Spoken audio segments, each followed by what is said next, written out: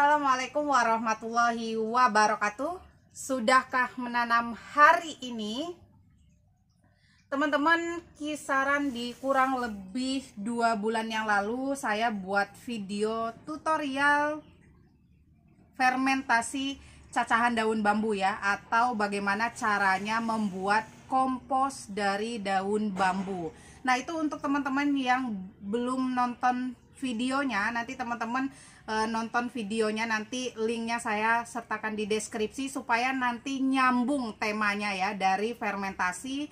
Karena hari ini saya mau bongkar atau saya mau cek hasil dari fermentasian yang 2 bulan yang lalu ya teman-teman. Nah, ini sebelumnya sedikit penjelasan terlebih dahulu ya untuk teman-teman yang tanya, Kak, kenapa harus difermentasi? Itu tujuannya selain dari untuk proses percepatan pelapukan, itu juga untuk mensterilkan ya. Jadi nanti bisa bebas kutu, bebas hama media ya. Kayak gitu ya teman-teman. Nah, ini di sebelumnya saya itu buat contohnya untuk skala kecil atau skala rumahan. Jadi nyontohin untuk teman-teman yang di rumah lahannya terbatas dan juga ketersediaan daun bambunya sedikit ya. Jadi ini saya juga lupa ini yang mana. Ini saya contohnya waktu itu 2 macam ya teman-teman, 2 macam. Ada yang difermentasinya tanpa cacah dan juga yang cacah ya teman-teman. Nah, ini kita bisa lihat, ini kita bongkar ya. Nah, ini di kisaran 2 bulan, nanti teman-teman lebih lama atau lebih panjang itu akan lebih bagus. Nah, ini saya fermentasinya yang utuh ya teman-teman, langsung aja ya. Ini fermentasi yang utuh ya, tanpa cacah. Ini bisa dilihat ya, masih panjang-panjang seperti ini. Nah, ini untuk yang ranting-rantingnya itu bisa hancur ya teman-teman, tapi kemungkinan lebih lama ya proses penghancurannya daripada yang daun. Nah, ini daun, untuk yang daun ini tadinya fermentasinya utuh. Ini bisa dilihat ya teman-teman, diremes-remes seperti ini bisa hancur tuh. Nah, jadi untuk teman-teman yang tanya boleh nggak Kak diprosesnya tanpa cacah, jadi ini boleh ya. Ini kurang lebih 2 bulan berarti efektif. Usia fermentasi 2 bulan itu sudah layak pakai karena sudah hancur nih ya tuh. Bagus ya teman-teman. Jadi bener adanya kalau untuk teman-teman yang malas nyacah itu boleh. Nah, nih boleh tanpa cacah, ini hancur. Tapi teman-teman yang tidak diproses cacah terlebih dahulu harus ada waktu buat ngeremukinnya lagi ya, atau ngeremesnya seperti ini. Nah, ini ya. Ini udah lapuk ya teman-teman. Nih. Ini yang utuh. Jadi ini usia fermentasi 2 bulan sudah cukup efektif ya, atau sudah baik. Ini udah bisa hancur seperti ini. Ini teman-teman bisa lakukan jemur terlebih dahulu, bisa juga tidak ya, bisa langsung pakai. Jadi teman-teman yang tanya, Kak bisa nggak habis difermentasi langsung pakai? Bisa ya, jawabannya bisa. Nah, ini ya. Ini bisa hancur tanpa dicacah, tapi nanti setelah difermentasi teman-teman butuh waktu untuk ngehancurinnya ya, atau bikin lembut. Bisa juga diayak ya, ini bisa juga diayak. Nah, nih ya, ini hasilnya ya, hasil fermentasiannya yang tanpa dicacah. Nah, kalau yang ini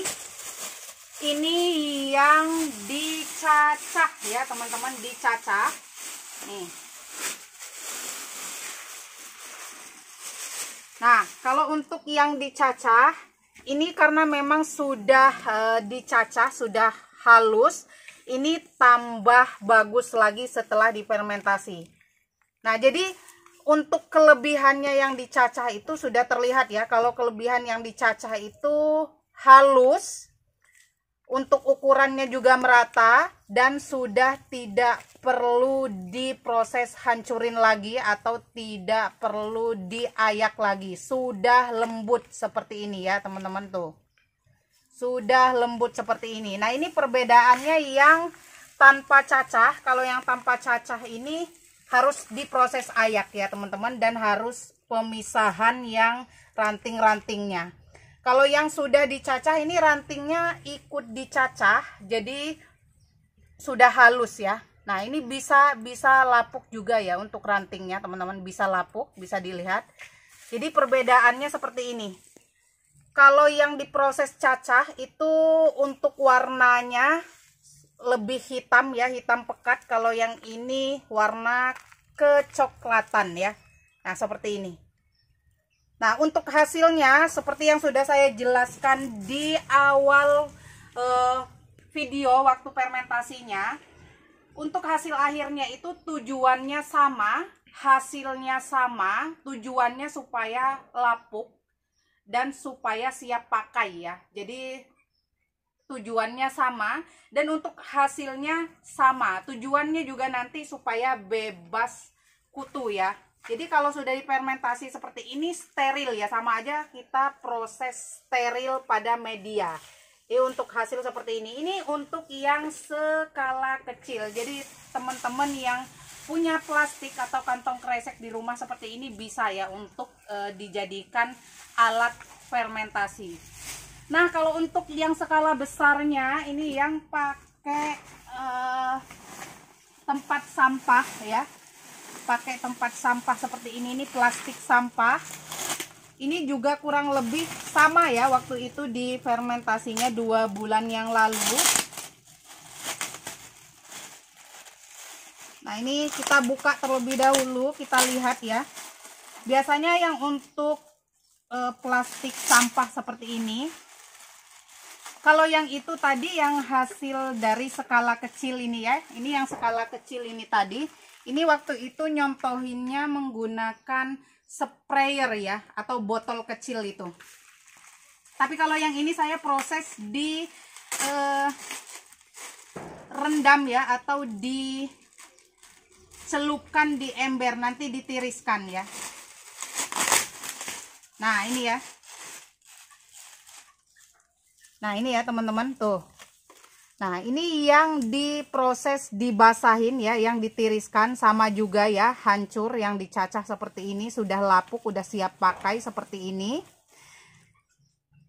Nah di sini yang mau saya informasikan ke teman-teman, ada beberapa teman atau sahabat Aeroplane yang tanya, Kak kenapa hasil fermentasian saya itu mengeluarkan bau busuk ya, atau mengeluarkan aroma yang tidak sedap. Nah biasanya saya juga pernah, karena pengalaman ya, pernah bongkar hasil fermentasian karena saya kurang media dan ada yang butuh cepat media fermentasinya itu, saya bongkar masih di kisaran 10-15 hari itu masih mengeluarkan aroma yang tidak sedap. Itu kenapa mengeluarkan aroma tidak sedap, karena masih proses fermentasinya itu sedang berjalan atau masih aktif ya. Jadi masih aktif.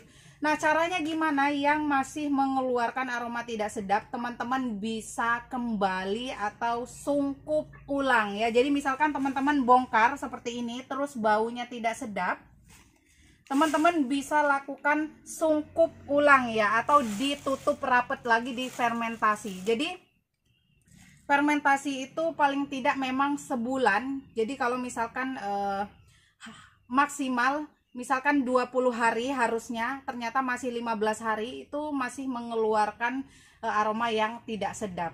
Jadi simple caranya, nanti teman-teman bisa sungkup ulang, teman-teman bisa fermentasi ulang ya, jadi nggak harus ditambahin.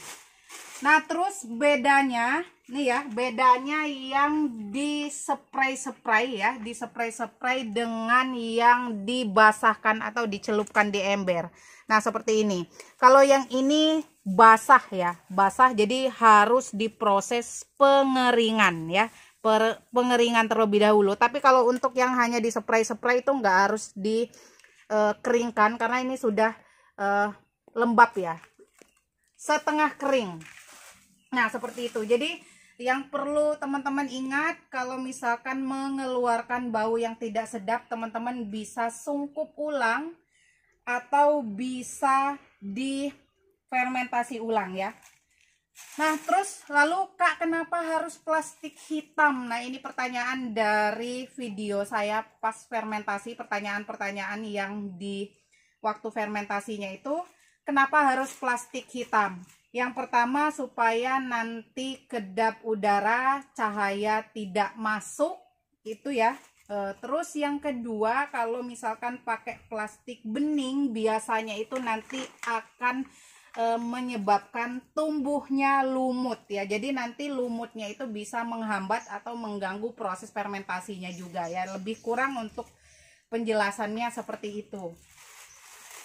Nah terus ada juga yang tanya, Kak, kalau tanpa difermentasi bisa apa enggak? Nah itu di video sebelumnya juga saya sudah jelaskan, enggak harus difermentasi menggunakan EM4.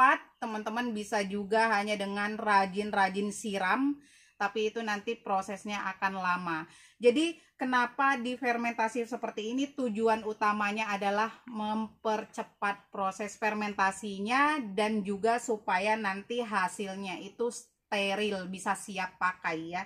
Kalau misalkan tanpa difermentasi seperti ini, tidak kedap udara dan tidak pakai plastik hitam seperti ini, biasanya bisa menyebabkan semut ya, kutu media seperti itu ya. Nah kembali lagi saya informasikan untuk teman-teman yang nggak punya cacahan daun bambunya atau yang nggak punya daun bambunya, boleh menggunakan daun-daun atau sampah-sampah daun kering ya. Jadi nggak hanya daun bambu. Nanti untuk manfaatnya memang lebih bagus daun bambu yang tinggi fosfor ya, seperti itu. Tapi bisa ya, bisa pakai alternatif lain, bisa menggunakan sampah-sampah dapur juga ya. Kompos itu sebenarnya nggak hanya daun bambu dan juga nggak hanya sampah daun kering, bisa dari yang lain. Limbah dapur contohnya bekas masak ya, sayur-sayuran yang sudah tidak layak dikonsumsi itu juga bisa. Atau kalau teman-teman berminat nanti mau belajar di rumah, bisa saya juga jual cacahannya yang tanpa fermentasi, yang sudah difermentasi juga ready ya. Nanti bisa langsung WA yang berminat ya. Untuk harganya bervariasi tergantung dengan ukuran kemasannya ya. Lalu Kak, kalau sudah difermentasi seperti ini, sudah dibuka, apakah harus proses penjemuran? Teman-teman kalau misalkan mau langsung dipakai, nggak harus dijemur. Paling nanti teman-teman setelah pakai, misalkan contoh ya, contoh seperti ini, teman-teman sudah tanam, sudah taruh di pot seperti ini, teman-teman bisa siram atau bilas sampai bersih ya, supaya nanti molase dan EM4-nya itu tidak aktif ya, maksudnya terbuang. Jadi misalkan masih ada sisa-sisa EM4-nya itu nanti bersih ya. Nah kalau misalkan mau disimpan teman-teman boleh keringkan, boleh juga tidak. Nah tujuan dikeringkan itu kalau mau dijual, contohnya seperti saya mau dijual, tujuannya dikeringkan itu supaya beratnya untuk beratnya itu ringan ya, maksudnya timbangannya ringan, jadi tidak terlalu berat saat dikirim. Jadi misalkan satu kemasan kalau kondisi dalam kemasannya itu basah, misalkan hanya 2 kilo, tapi kalau kering bisa muat 3 kilo. Nah seperti itu ya teman-teman. Lebih dan kurangnya penjelasan atau sharing saya hari ini cukup segitu dulu ya. Untuk teman-teman yang ada hal atau sesuatu yang masih kurang jelas, bisa dikonsultasikan di nomor WhatsApp yang ada di deskripsi. Teman-teman kalau nggak tahu deskripsi, teman-teman bisa buka judul video saya, diklik, nanti biasanya tanda panah yang di bawahnya itu nanti akan terlihat deskripsi. Nanti WA-nya tinggal klik ya, nggak harus dicatat di kontak, tinggal klik biasanya langsung masuk. Kalau misalkan teman-teman tanya boleh ya, selama saya ada waktu pasti semuanya saya jawab ya. Komen teman-teman juga saya usahakan semuanya bisa saya jawab dengan baik dan sesuai dengan kemampuan saya ya. Jadi segitu dulu ya teman-teman. Jadi intinya video kali ini hasil fermentasiannya semuanya efektif. Yang tanpa cacah juga bagus hasilnya, yang dicacah juga bagus, yang hanya menggunakan kantong kresek juga bagus, yang menggunakan plastik sampah juga bagus. Terus yang di sistem celupkan di ember juga bagus, yang hanya di spray-spray juga bagus. Semua hasilnya bagus. Nah, untuk yang basah seperti ini, teman-teman sekali lagi boleh dijemur, boleh juga tidak. Nah, oke, semoga sharing saya hari ini bermanfaat. Intinya untuk teman-teman jangan lupa praktek ya, karena teman-teman nanti akan menemukan kelebihan-kelebihan dari apa yang kita lakukan itu dari praktek ya teman-teman. Jadi kayak media juga, nanti teman-teman bisa menemukan media yang terbaik, media yang cocok itu dari hasil praktek ya teman-teman. Ingat, media yang baik itu adalah media yang cocok ya, karena media yang cocok itu belum tentu ini ya. Misalkan contohnya di tempat saya baik, di tempat saya bagus, di tempat teman-teman belum tentu cocok ya. Jadi intinya adalah media yang terbaik itu adalah media tanam yang cocok ya. Oke, segitu dulu, lebih dan kurangnya saya ucapkan mohon maaf yang sebesar-besarnya. Akhir kata wabillahi taufiq wal hidayah. Wassalamualaikum warahmatullahi wabarakatuh.